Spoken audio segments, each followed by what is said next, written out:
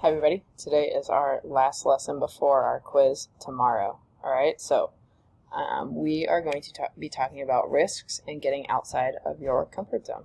Okay, it's going to be the same format as usual, but we're going to talk a little bit about tomorrow's quiz, what you can expect. Okay, it's going to be the last 3 days of lessons. You're going to have one chance to attempt it, and you have to do it before midnight.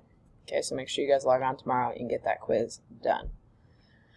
So today we're talking about growing through risks, what reckless risks are, why kids take these reckless risks. Okay, my video you're watching is right here. You're going to listen to this video right here. It's about 5 minutes long today, 6 minutes maybe. The PowerPoint is right here if you're going to want that to study from for the 10-point quiz tomorrow. And then you're going to do this Growing Through Risk PDF and submit it here by midnight tonight. So if we take a look at this PDF,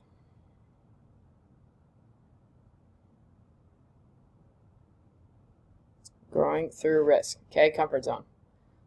We talked about comfort zone in the lesson. Okay, it's that place inside our circle. So it's the places, events, or people in our lives that make us feel safe, secure, the things that we know we can do successfully time after time. So I want you guys to think of 3 things inside your comfort zone and 3 things outside of your comfort zone.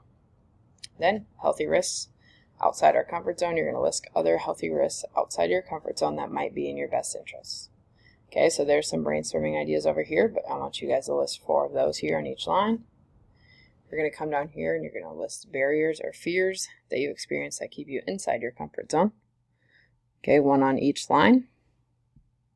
Then you're going to answer the questions here. All right, identify something you intend to try to do outside of your comfort zone at school, in your social life, extracurriculars, it could be sports, any hobby you have, whatever that may be. And then answer this question at the bottom and get that turned in by midnight.